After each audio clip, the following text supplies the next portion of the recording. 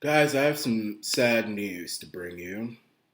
The greatest president that America never had, H. Ross Perot, the billionaire and the founder of the Reform Party of the United States, has died today at the age of 89.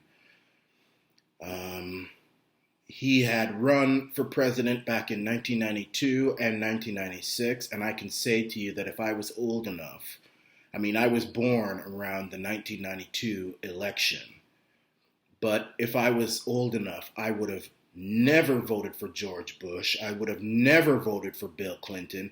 I would have never voted for Bob Dole. I would have voted twice, proudly, for Ross Perot, the greatest president America never had. Now, it's uncertain how he has died. I'm sure that will come out soon. I'm sure it's already out, but I haven't seen it. But the guy is 89. You have to understand that. So it's leukemia. He has died after a 5-month battle with leukemia. And Ross Perot was also one of the engineers of the modern computer age. He was the pioneer of the computer services industry.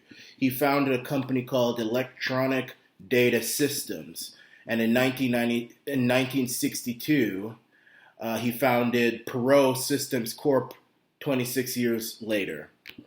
Ross Perot was my kind of politician.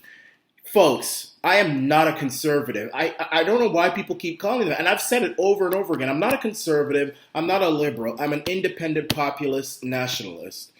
But if you want to understand my political beliefs, if you want to know where I stand politically, look at people like Ross Perot.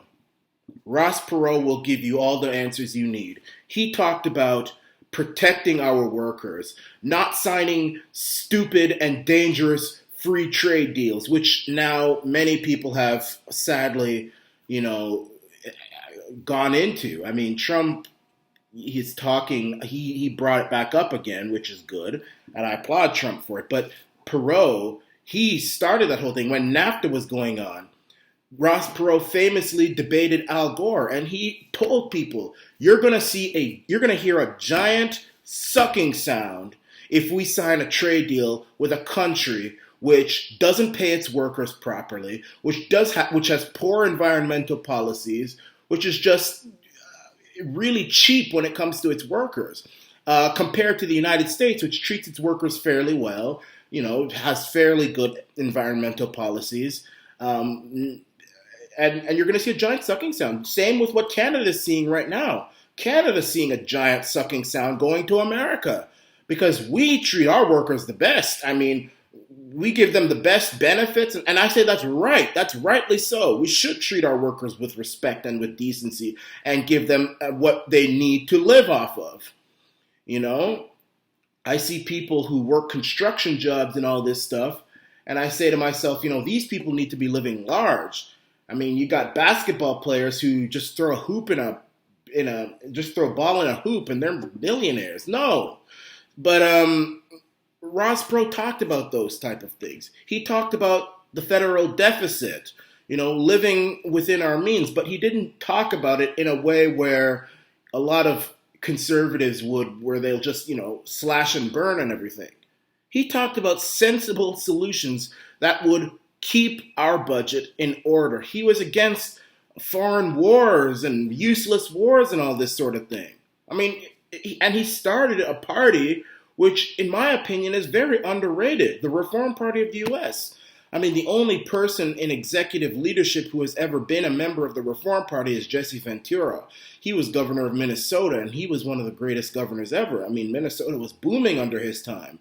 They made fun of him because he was a wrestler, but he turned out to be a great governor of Minnesota. Ross Perot would have been a great president for the 1990s.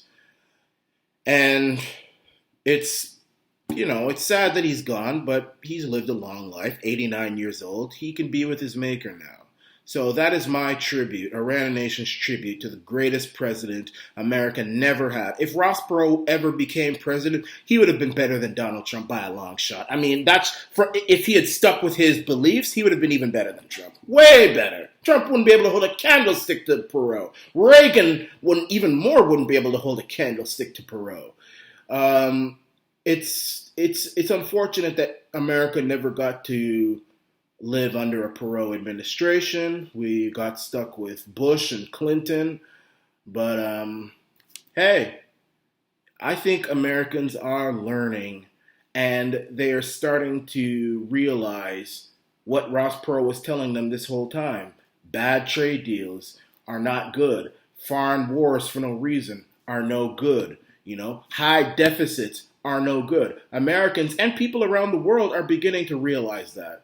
So that, I think, will be Ross Perot's legacy. He was populist before it was cool. And this is the Arana Nation.